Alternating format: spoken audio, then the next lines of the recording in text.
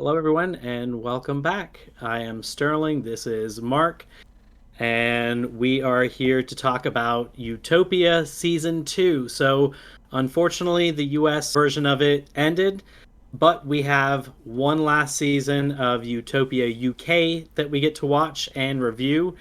And it's definitely started off differently. But before we jump into anything, it is extremely important we say that there are big spoilers. And I don't want to talk too much about opinion before we kind of jump into anything, but I do want to say really enjoyed it. So I highly recommend that you watch the episode first.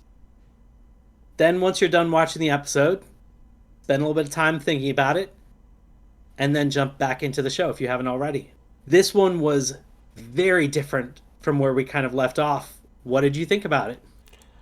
I thought it was crazy. We get something I was not expecting. We are teleported back in time. We see title credit 1979 Rome. We're in Rome. We're in the past. We see the figures. I thought it was well done. I thought, going back to seeing kind of how the organization really became what it became and like where the idea behind Janus came from, like the basic inception of the plan that all of this first season was based upon. It's an interesting choice because the UK has 6 episodes, not 8 like the US does, and they're dedicating an entire episode to the back.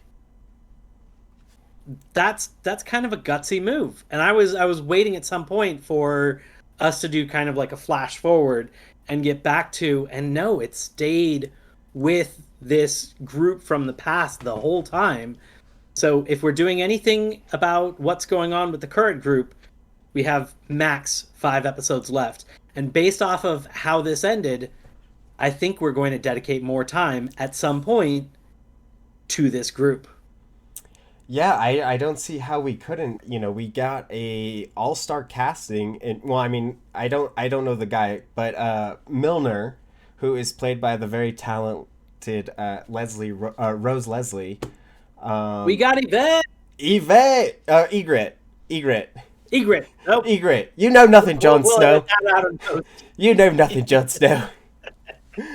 Which Egret cast as Milner. I thought that was great.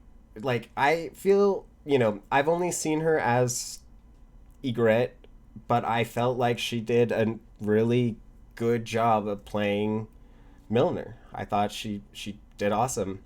And one thing I really liked about how they really set the tone of them being in the past was through all these old news reels that of like actual news events that were happening, and it kind of like setting the scene of what's going on. Like, I don't know if you had noticed that every time we were at Philip's house, Carvel's house, that we would every time the trash would get more and more stacked up from the strike that was going on. And I thought that was very neat that they incorporated that. It's crazy because there was a lot of that.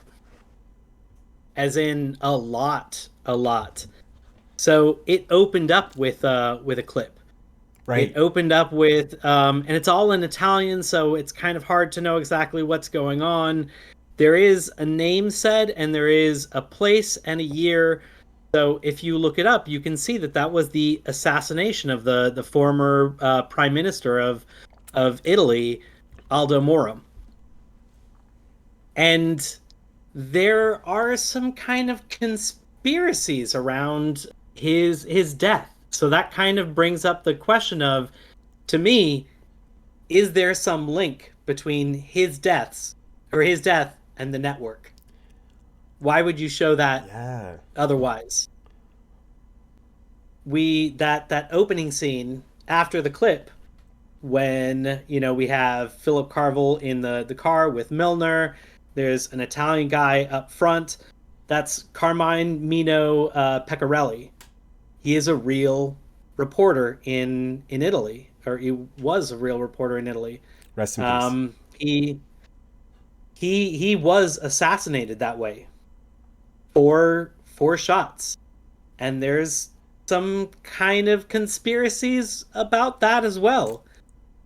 So we're connecting real people, real events with what's going on, kind of like what you were saying about all the trash building up. I think that had to do with maybe a Siemens strike around that time. Yes. It looked like there was another strike that was referenced at one point. We had later in the show, we had Ari Neve, who was a member of Hmm. parliament, real member of parliament, really assassinated. And they It showed was the news articles from those real things, like those real time events that happen. We saw the actual footage. I thought that that was very tastefully done. I feel like it really brought the idea of this network utopia into our world. Like this was happening back in the 70s, late 70s. yeah, and it really kind of connected it to reality. It's interesting because the season one was kind of like this hypothetical show, this kind of like what if, what if this group did this, and so it doesn't necessarily feel like it's really rooted in any real truth. It's just kind of an experiment of what would happen if people wanted to solve this problem. And this season feels like it is really rooted in some level of truth, and even rooted in conspiracies that people kind of believe. So it's such an interesting change from the first season, but so good and fulfilling seeing these characters being fleshed out. Yeah, and seeing how that they like showing how certain characters' motives were what they were. Like how Carvel became, was this scientist that like nobody was really listening to, and he's kind of like predicting basically like he's seeing the gasoline shortage. They definitely focused on that as like the real thing that happened. There was the bread shortage that they talked about in these real clips, and I think having that played alongside where Carvel's like, we're our capacity is going to be crazy. It like we're not going to be able to support these people on this planet. The only thing that makes sense is this thing that he's figured out, like he's had in his mind, like he hasn't quite solved it when they first meet. He's just kind of you know messing around with it and has the idea but just hasn't fully seen it. And I thought that was a very interesting way that like when they were talking about curing malaria, right? And he was like, why cure malaria? It's actually, doing what it's supposed to do. Like, we're a pest. Like, we should be gone. Like, it shows that he had, like, these very clear motives of what got him to make Janus in the first place. It was interesting because I feel like in fleshing him out, you could both see the genesis of some of the monstrous things he did, and simultaneously kind of feel for him and understand why he did some of those things, and take away some of that monster kind of aspect. We do see him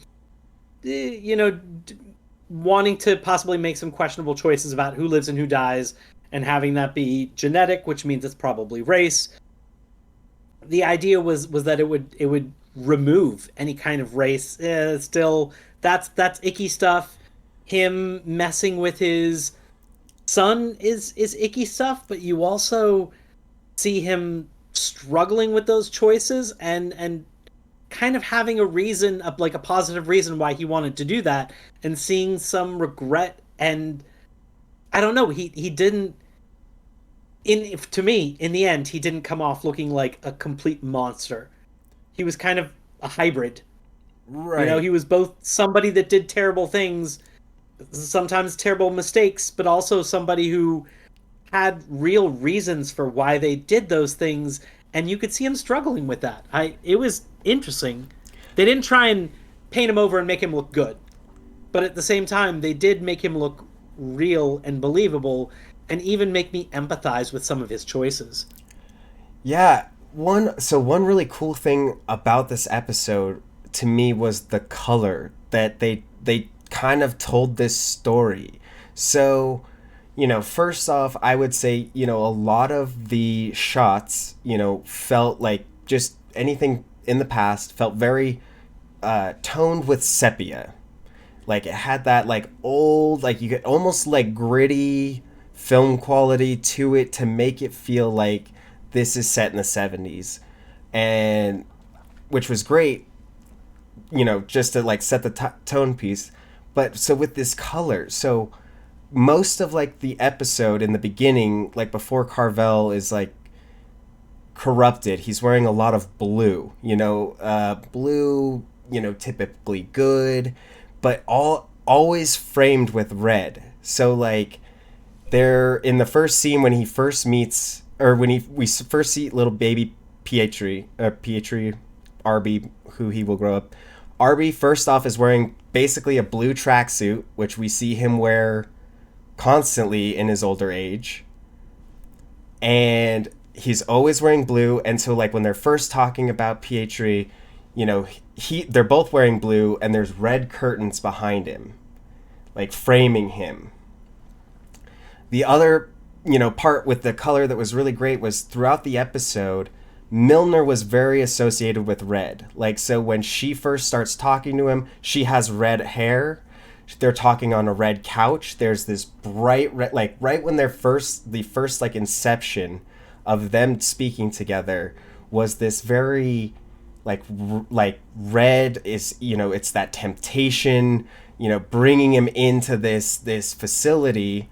And slowly he started getting he wore a darker red under him, like under his coat. So you could slowly see him turning into this red evil. And, with Pietri specifically, so he was always wearing blue. And the first time that they brought Pietri home after he gave him the rabbit and he kills the rabbit, the one part of Pietri, he had a beanie on, and red was all around the beanie, like he was being corrupted. That's what I found a bunch more other that I'll go into other details with of colors, but I thought the color in this episode was so well done, and it told such a crazy story. It was amazing.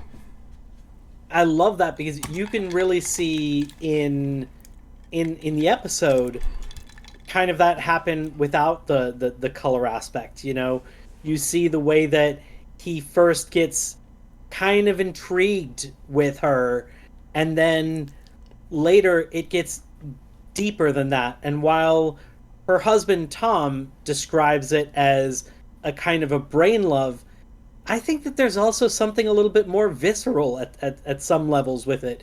At one point the four of them, so Philip Carvel and his wife and Milner and her husband are all together. They're drinking, talking, dancing, and I think they all stay in the same house. Later, Philip Carvel sees Milner getting frisky, and that gets him excited, and he ends up having sex with his wife. And I don't just think it's seeing somebody else. I think it was seeing her. So it's kind of interesting seeing the way that she kind of crept into first his brain, his thoughts, and then some of his cravings, and then you also kind of see that in a color palette. But that's a good call. It's also funny that you mentioned brain love, because when he first says that it's a brain love, they also describe, when he first describes Janus, he talks about it's these genes that go into your brain, and it makes your brain turn off your reproductive organs, essentially. So when he was talking about brain love, was he talking about, it's the brain love, or it's like love in your brain that you're also rewiring so you can't procreate anymore. Like I thought there was so many beautiful things in this episode of like very very well done, very very symbolic and with the color palette that they use. I was having a good time with it. Just noticing going That's all down that's all these killer. rabbit holes. I was. Did you have something with Jessica Hyde as well? So okay, so you know Carvel, where he has Yep. these, going from red and blue and going back and forth. And then we see another color that we saw a lot. One we saw when Arby was going to be tortured on. He would be in these yellow buildings. Yellow is a color of innocence. It is a color of new birth. And we see when Jessica Hyde is born, she's wrapped in yellow. And through the whole time, she has like yellow. And then we see her when she's kind of getting threatened, she's playing on a red rug. So like this redness that's surrounding her while she has her blue overalls on and yellow, and it would switch. There was parts where it was yellow mostly, and only the time when she was in danger in Rome was she wearing red. And I think that the red for that was the symbol of his love for Jessica Hyde. But then later we see her again. She's in a yellow room. She's got her yellow hood on, and so she was this like, they talk about Utopia, like right when she's, being born, that's the first mention of the Utopia, of like the Utopia that they're trying to create. And we see this yellow thing delivered. Damn. I was trying to figure out with that scene if Milner was insinuating that maybe they had some hand in Broska dying. I was gonna ask you if you thought that His that she killed her. I, I do. I absolutely think that because she was something that was she was a roadblock. She was something that was holding things back, or she was causing tension. She was something that was kind of antithetical to what they wanted and what they believed.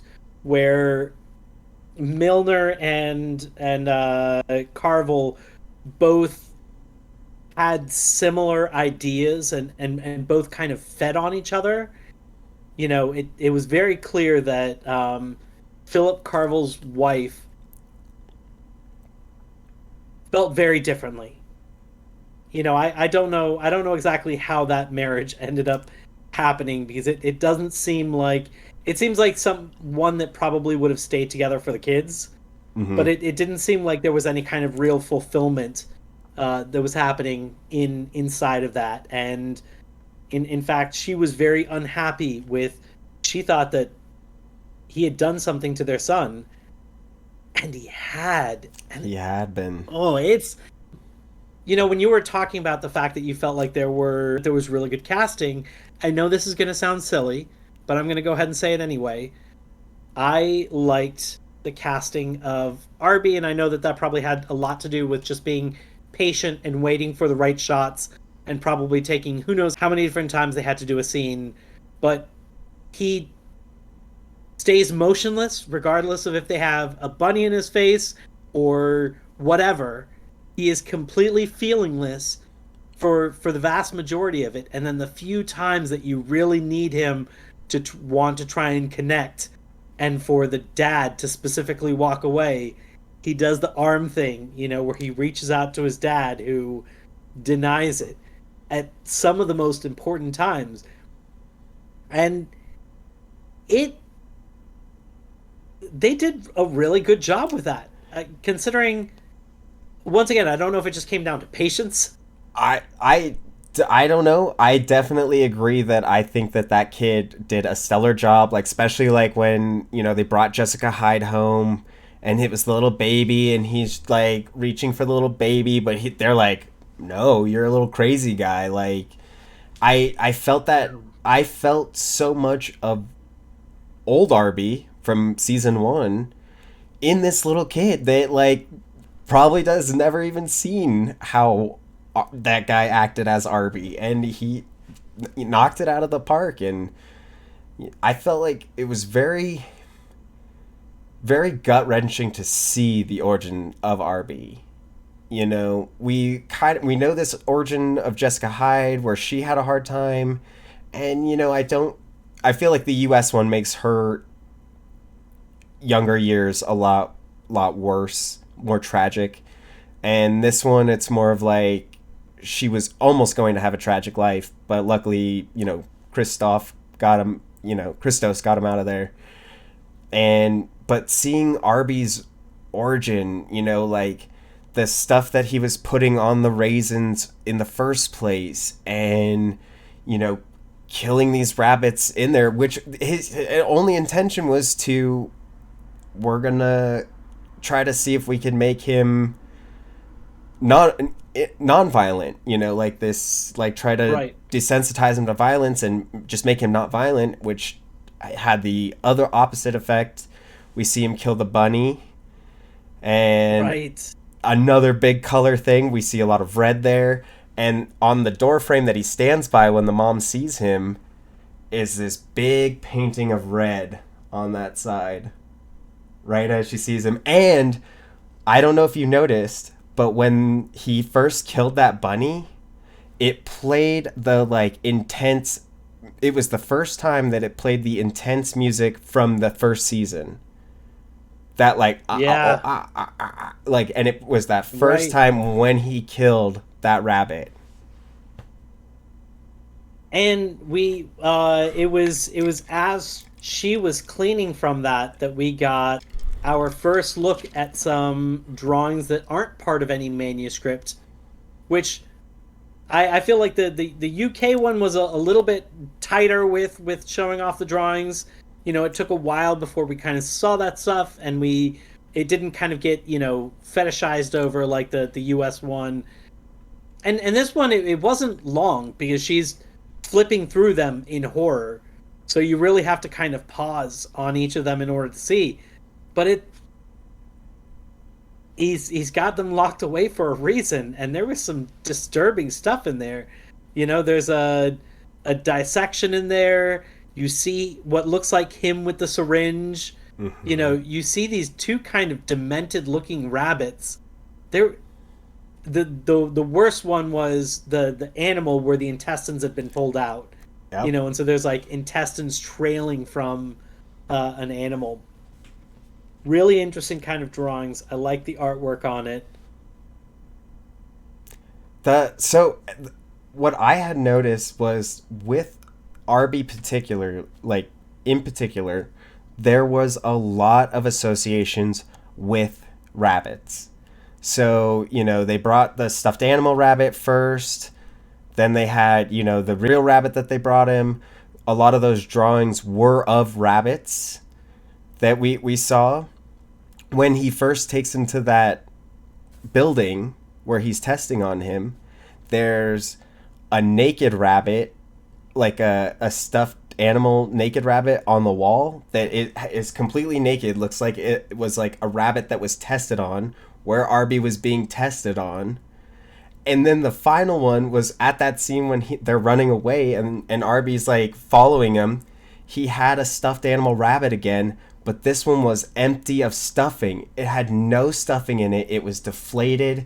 It was flat, because that is basically what happened to Arby. He didn't get the love that he was, that he needed, like Jessica Hyde did. Another part about that, when he's leaving, so when Carvel's leaving and he looks at Arby and Arby's like reaching out for him, Carvel sheds one tear on the eye that Arby cried on when he first shed his tear. This episode was so great. I thought it was like one of the best one of the best episodes of television I've seen. It and once again, just like completely out of left field, where the you know the way it left off at first, it seemed like the group ended everything's good, but then it turned out there was like a second ending after that where it's like, no, actually the bad guys kind of got what they wanted, and now the group is split up and there's people in bad situations and this isn't great. And you want to get into that, and to go into the past and flesh it out in a really interesting way. We already technically we know how it got to this point. So to some extent, sometimes, like digging into some of that can be kind of getting rid of some of the mystery. So if you don't flesh it out well, it ends up just making things worse, because now it's like, yeah, I had a more interesting idea in my head. Right. So I feel like that's actually tougher to kind of flesh out the past versus kind of continuing on with the unknown future. And man, to tie it to real world events, to use these kind of color palettes, great casting, it's and it didn't quite have the same pacing as like the first one started, but it Right. still was really good. It was So good. It was amazing. And kind of like you were saying, talking about real world events, we see how it is implying that the network has been there for all these events and behind all these events. Like they've basically been running the political system forever. And like they were trying to set up that one thing at one point where they were trying to get the non-vote to happen, and she's talking to the one guy that's like, you need to go get this one thing done. And very interesting as well when they're talking to Milner. Every time they focus on Milner while she was talking to that guy, there was a chess set behind her, because she's playing a big game of chess and just putting pieces where she wants to put them. And by the end of the episode, we even see that, like, after they're getting Margaret Thatcher to become prime minister, after it seemed like they were trying to get that to not happen, she was like, well, we need to have a politician in place, and why not her, basically. We need somebody that we can work with for a period of time, and this seems like a group that will be stable. Right. So in the end, it's not necessarily about who best aligns with you. It's it's going to take work and effort to kind of like entrench yourself, and with that being the case, you want somebody you can have a long partnership with. I want to dig in even more, because I was just kind of thinking about, as you were talking about the real world events, of at one point they have the network in Tel Aviv finds out some important information about the RNA. They have an understanding of what Janus does, and that person has told like 30 or 50 other people who are on a plane headed to somewhere. Yes. And she says to take down the plane, and it just made me realize I would not be surprised if that's another real world event that happened. I think it is. It's they really went deep into history and kind of connected all of these events and really showed the reach of this group and what they can do. I have another cool symbolism with this network.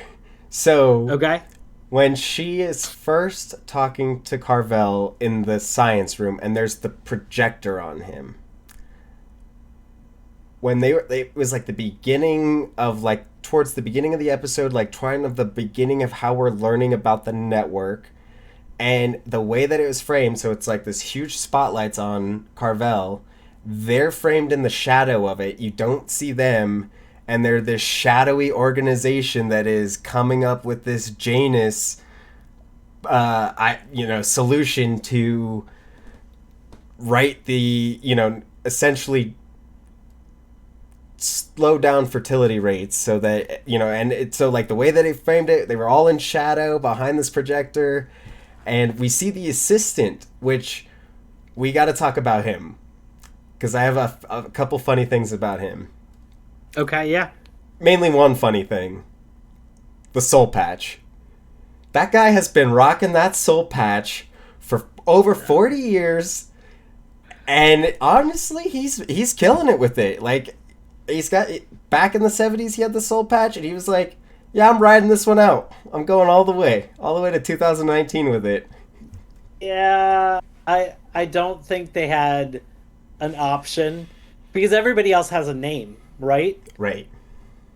So at some point we can hear Milner, Leighton, and know Mm-hmm. who she is. We can hear Philip Carville and realize who he is. We can connect all these dots because there are names to them. He literally doesn't have a name. He He's doesn't. he's referred to as the assistant. So, I only knew you that know, from Prime because you could see it on there. It I said the assistant. I was like, "What is his name?" so so with that being the case, it's like, what do they do to help an audience? And I think that this is one of those situations where it's it's a smart kind of hand holding thing. I gave the US crap for being too hand holding, but at the same time you do need to help people connect the dots. You Right. can't just like have things so far away that there's no way you can make a connection. And in this case, they can't just use, a well-placed name, a picture, something along those lines to help connect things. So what did they have to do? They there's Soul like the patch. dude literally doesn't have a name. What's the one thing that people know about him? Soul patch. Yeah. Though I will say I did like, because I kind of talked about in the last episode, the white rabbit, being carved on his body, and like, why would they show that? And kind of, the US one really doesn't talk about it. They just show two of them back to back.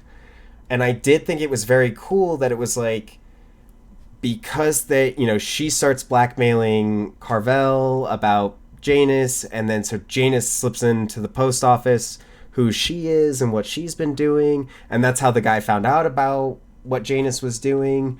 And so she's kind of now getting worried, like, oh, people are going to figure out who I am, and it just showed her loyal assistant just was like, well, I'm going to carve this into my belly to just so I can deflect any hate towards you, like if we get caught, like I can be the fall guy essentially. And I thought that it made sense, and it explained why there was two of them, and I thought it worked well.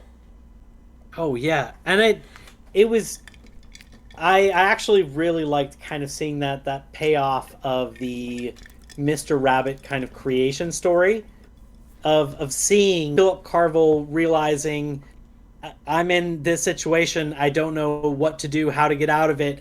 I'm going to send some people information about who Mr. Rabbit is, and these are real people in history that got assassinated, and they're all kind of high up in politics, and so it like connects real names to that whole story of she killed everybody that knew Yeah, that she was everybody. Mr. Rabbit. And so the interesting thing is it's a spin on the story. Like it is her story that she created, because you can tell it doesn't quite line up, but that's fine and it's good. She Right. created the fall guy if she needed, that has the carving of Mr. Rabbit. She killed the people who knew her real identity. So there's like just enough truth, and that's exactly the kind of thing that somebody who is spinning their own web, that's like making their own mythos about themselves even bigger than it is. Right. Really smart to both come back to that and see how it's different, but it makes sense. I have a question for you. Oh yeah, I love questions. Do you think that, because like you said, I do think we are going to see more of these past versions of them. Whether it be a full episode, I don't know, but definitely flashbacks. We are going to go back to these people, I would assume. Do you think we will see the meeting that brought them down, where she figured out it was Milner? Do you think we'll see that meeting? Where who brings Milner down? So the meeting that they have where they found, oh, there was a little footnote of Leighton said this. Right. Leighton said this, and we see that the assistant was there. We see that Milner was there. Do we think that we are gonna get that scene? That's interesting, and that is such a pivotal moment. I don't know, that'd be kind of an interesting one to possibly see flesh out. Do you think we're going to see that one?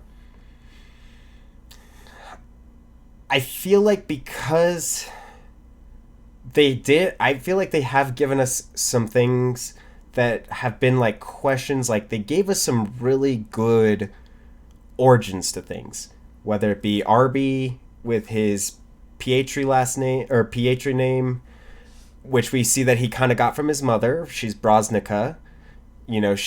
That's where his name came from. And we see this origin of the scar. We see so much of Carvel with his daughter and what he was thinking about. We see why it's Jessica Hyde and not Jessica Carvel.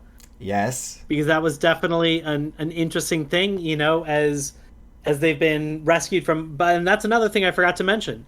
They're in 3 Mile Island not when the nuclear meltdown happens, right, but right before it does. So another event in history. Yeah. They get saved, and Philip Carvel is put into, I think, a mental institution. His name is changed, or it's something to where other people can support. Mark people. Dane. That's because that was his name, yes. Originally. He was Mark Dane, yes. And we didn't find out he was Philip Carvel till later. So he got and so the person that brought him there, we see Jessica Hyde Strong. We've seen this a few times in the episode, but now there's some words on top. It says something like Jessica hidden in animals or something like that, and the N of hidden is crossed out, and she becomes Jessica Hyde. Mm-hmm. It was interesting kind of seeing these origins. I think sometimes they can be poorly done, and I feel like this one had some interesting ones.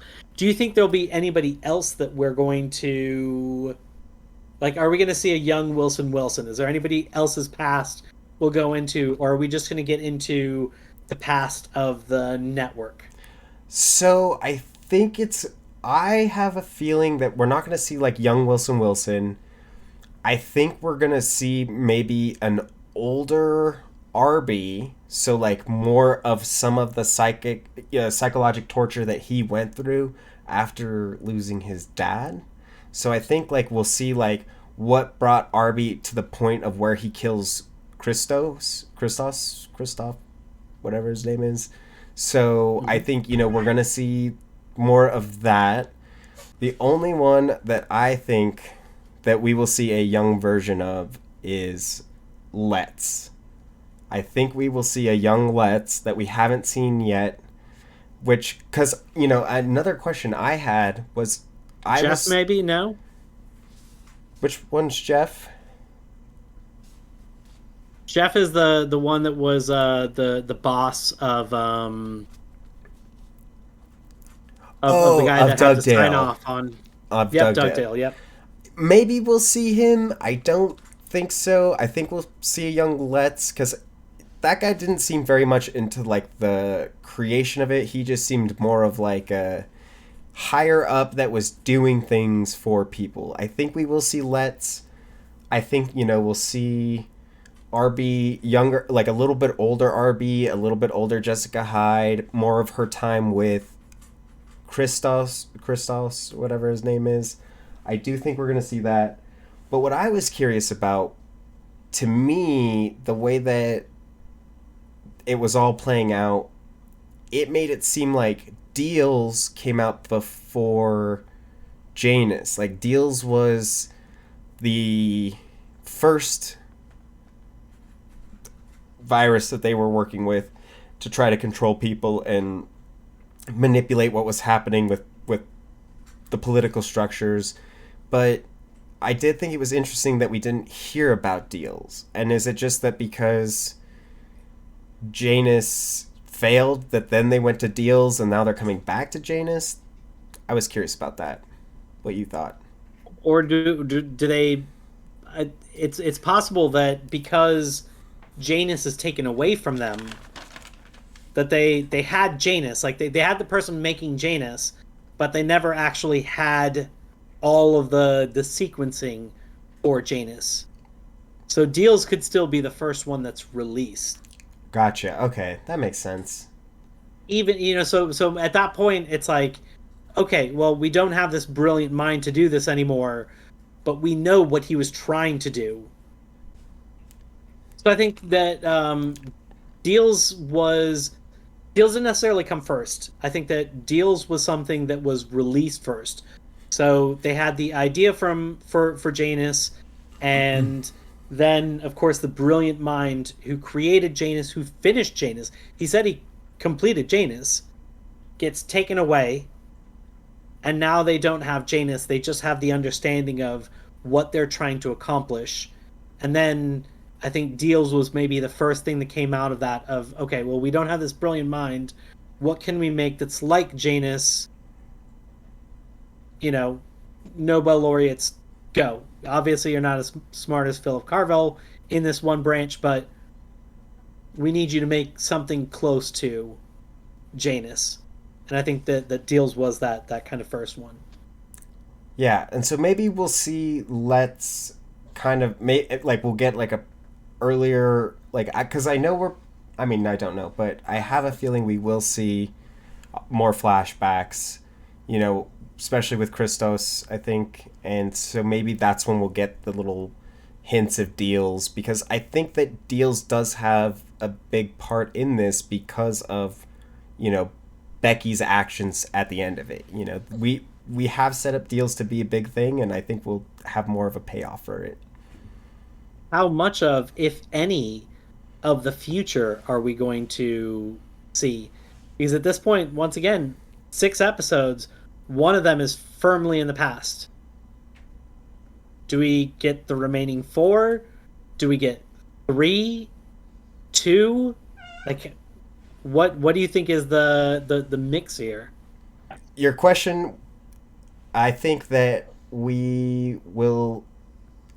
I think we're gonna see like kind of an A and B storylines. I think we're gonna kind of be well on track with the rest of the group, because I do feel like we are gonna see a lot more of the rest of the group, especially in the next episode. I did, when the little thumbnail pops up, I saw a picture of Becky. When the thumbnail came out, I saw a picture of Becky, so I feel like we will see them in the next episode. Just depends on how much. But I do think through the season we're going to kind of go back and forth, and it's going to, because of the story that they're kind of telling with the past, I think it's not finished and not fully, explained to us. So I think we're going to get more of it. I think there's definitely more. I would say that I'm going to venture 50-50. 50-50.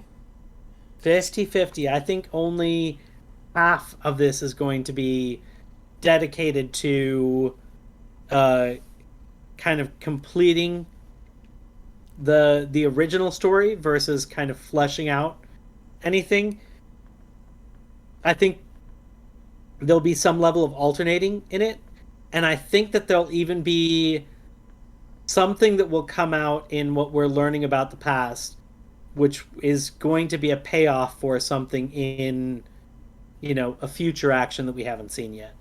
So not just, kind of seeing things fleshed out from what we've learned about the past, but even so, there's some things we don't know about that I think will have some kind of interesting kind of payoff. Do you, Um, do I? so there was one really cool thing that I liked about this episode that rhymes with the first episode of the first season. Do you remember how that episode ended of the first season? No. The first episode of the first season ends with Wilson Wilson's eye getting taken out. It's in the second Okay. episode in the US version, but in this version it's in the first episode. Okay. And one thing that really stood out to me was that Carvel was tortured in this episode. Not as, not like Wilson Wilson with the eye being taken right out, but it had that very similar vibe of him kind of waking up like Wilson Wilson did at first, and, kind of being delirious, and this one guy that was just so matter of factly like, I'm gonna do this to you, and then I'm gonna do this to Jessica Hyde every step of the way. And he pulls out a torture box that is lined with red, bright Yeah. red, and he just he starts torturing him essentially. And maybe not as graphic as the first one, but I did think that towards the end of both episodes they did something from the first season that parallels what happened in the past. So I'm wondering if we're going to see more things throughout the flashbacks that echo or rhyme with things that are happening in the current Utopia storyline. That's killer. I thought that torture scene was really well done, and it didn't need to be about this horrible thing where he's pulling out an eye. He's in it for the long haul. So it's this whole process. And honestly, I think some of it is like the worst part is the imagining of anything he does to Philip, he is going to do to Philip's daughter. So I think that, I'm sure that if you pull out fingernails, they'll probably grow back. So that's extremely painful, but it's not like having your eye scooped out.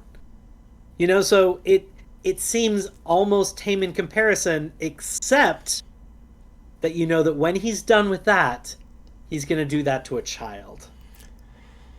And he made it very clear that it's like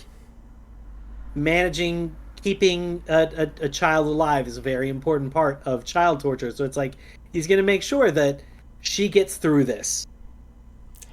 Yeah. And it's like, ugh. And it's just that's the bad part, is just the thinking. Oh God! And just the way that he was describing the torture made me feel like I was saying the previous one, where he's just like, torture is about communicating. Like, we are communicating with each other. Like, I'm gonna do this to you. So like he like explains like to him what exactly he's gonna do, like, and draws it out. He's like, I want it to be crystal clear. Like, I'm just trying to communicate with you so that you can communicate with me, and torture is the best form to do that, essentially. Right. Which was brutal. I was like, oh man, that is brutal. It's really good, and I felt like that that had real power without showing anything at all graphic. I mean, if I didn't know what happened to his I don't know if I would have known that his fingernails were missing. Like, they looked kind of bloody, but it's not even like flowing stuff. So it's like it was pretty. I don't know if it's PG-13 is the right. I don't know what it was, but it was not terrible stuff. No, This wasn't less graphic than the first season, but still, yes, but all right here. yes.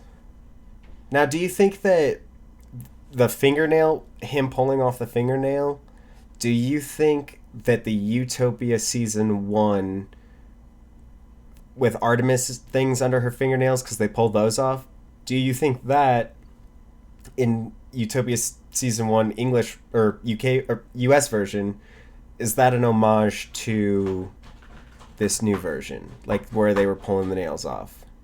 Do you think that had any Yeah. correlation or just a happenstance? I think there could have been some correlation. I think that there could have been some interesting payoff. I am very curious to see what they would have done. I mean, we'll never know, but to see what they would have done with season two if we would have seen, John Cusack is pretty big talent. So to think that you're going to replace him with somebody younger to portray him, I don't know.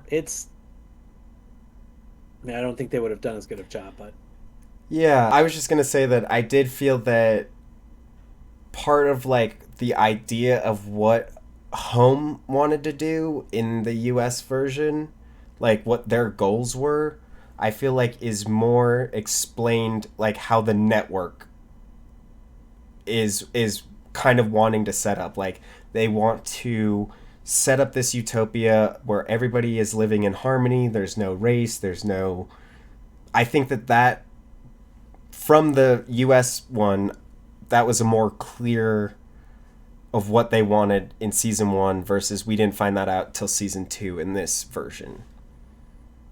yeah, I wonder if they would even really have to dip into the past or if they could kind of keep going forward because they things were pretty well fleshed out in the US version. There's I mean, you could certainly get into backstory, but I don't feel like it was quite as shadowy. You know, I felt like we had a pretty good idea. So Philip Carville at one point said that he changed something in Janus. What do you think he changed? Oh, change He's, something. he had said that he was done, and then as when Milner wanted it from him, he said, "I changed something."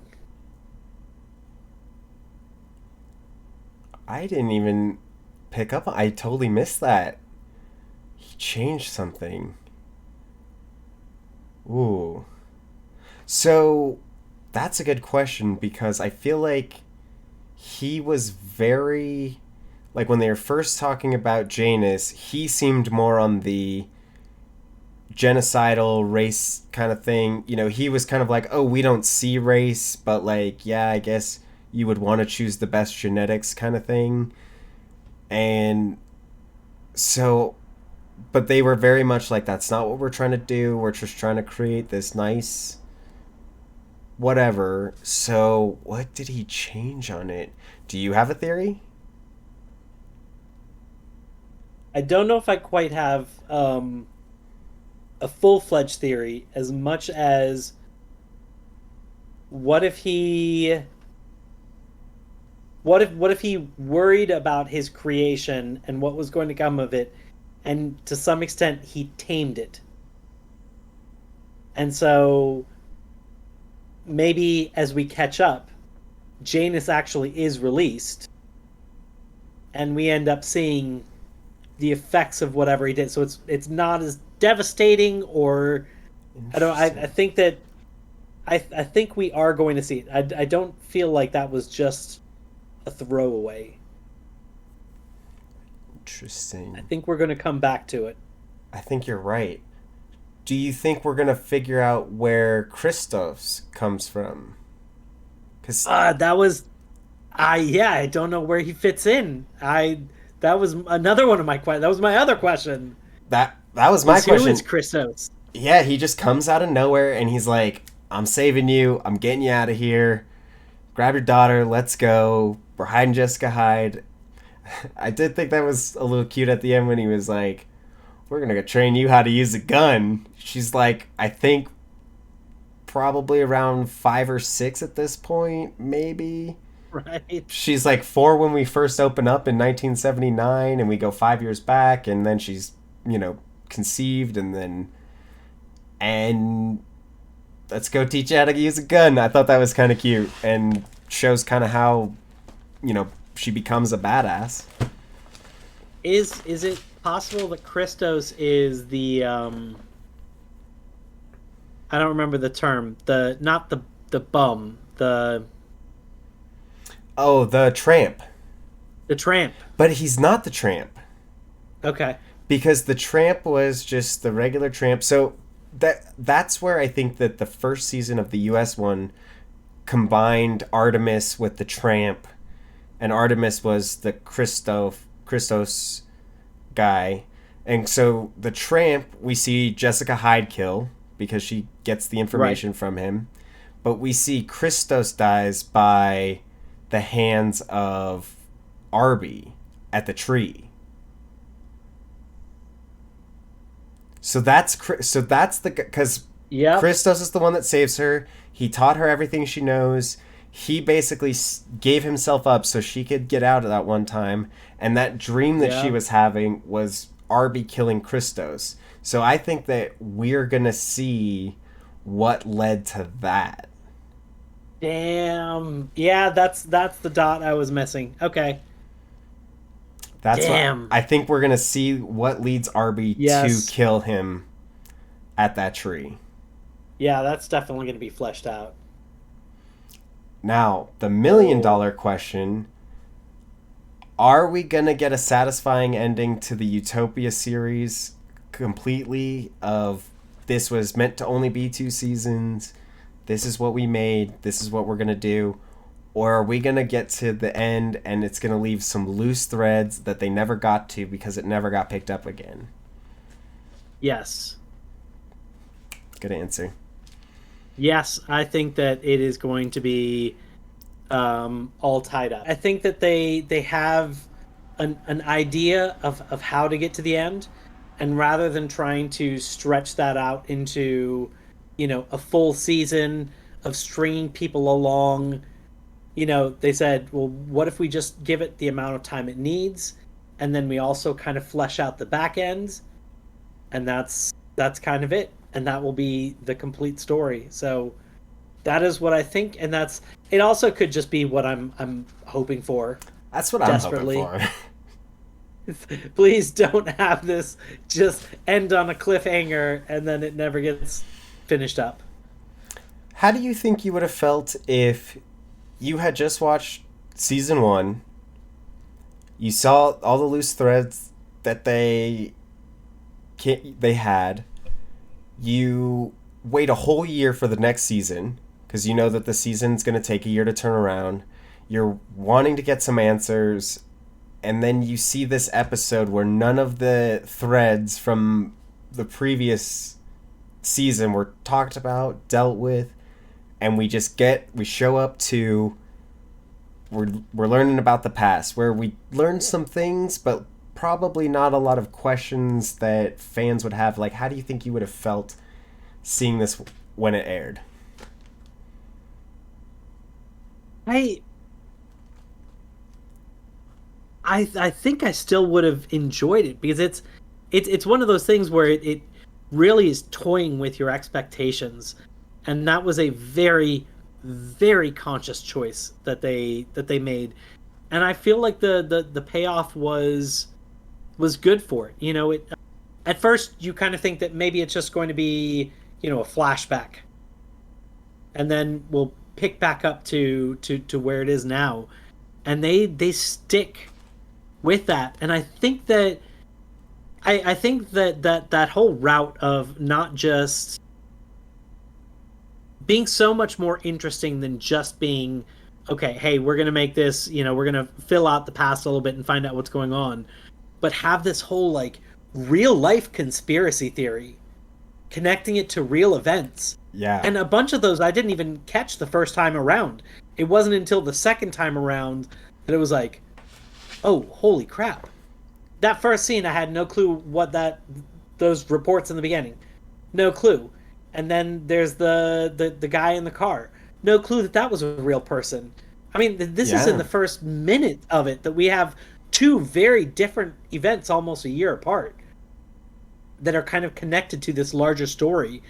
All those details of like the trash piling up. This really felt like a real world that these characters were living in, that we're dealing with the real consequences of all the turmoil that's going on and the things that somebody might think of as they're dealing with this. It was, I think that that's they took something that could have been a very boring topic of, or unsatisfying topic of like, you know, like let's reveal the mysteries, and it's like no, then they're not mysterious. You know, they're kind of interesting being mysterious, but it's like let's reveal the mysteries and let's go in deep and let's like Right.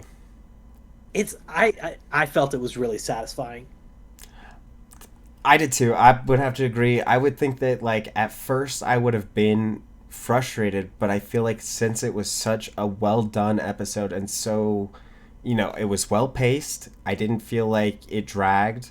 I was on the edge of my seat for like most of it. Like everything that was going on, like, oh my god, like what's happening here? What's happening here?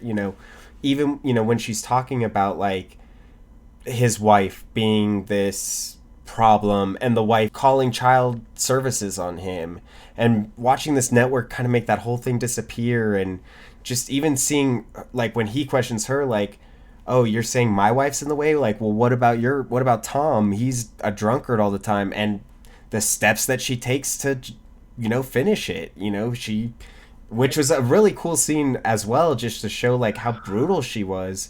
And we have this shower curtain that we can't see behind, and we just see her lean over and just drown him. I'm assuming drowning, we didn't see it, but Right. you Yeah. know just all of that, the way that they tied in like Milner's motives and Carville's motives and even the assistant's motives, like it all just made Arby's motives, like and Arby's actions and Arby's motives in the future like were set up. I just feel like that it gave me enough that even if I were to watch it at that time, I would say that this is a great episode. It was very well done. And to some extent kind of changes the genre. Like this is almost like a political thriller, instead Yeah. of what it was before. They big change, and it's just they're just telling the audience that this is what we're doing, like it or don't. They're not kind of half-assing something and saying, "Oh, I hope you guys like us." No, we're gonna do something crazy.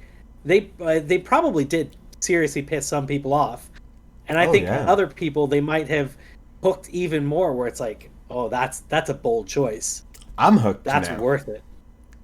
I mean, like we've always liked the UK one a little bit better, but after watching this, I feel like a lot of shows can hit their stride in their second season. Like the first season they're kind of testing certain things out, and the second season they know what works, they know what's great, and they go for it. And it seems like we're off to the races with this second episode. It seems like we're gonna have a very good, strong second season. Absolutely. And with that, everybody's going to have to tune back in next week. Mondays, every Monday, Every Monday. check in for that next one, which means you have a full week to watch the episode. You have a full week to rewatch it if you want, and there is benefit. This show has that ability, like that rewatch, and it will reward you for it because there are things that are hidden in there, whether it's historical facts or colors, or there's a lot of stuff kind of going on in this show. So in order to make sure you do that, please make sure to hit the like button, subscribe, hit the bell notification. Leave a comment about what you think we're gonna see in the future of Utopia season 2. And thanks for coming. The road goes ever on and on. Thanks for stopping by.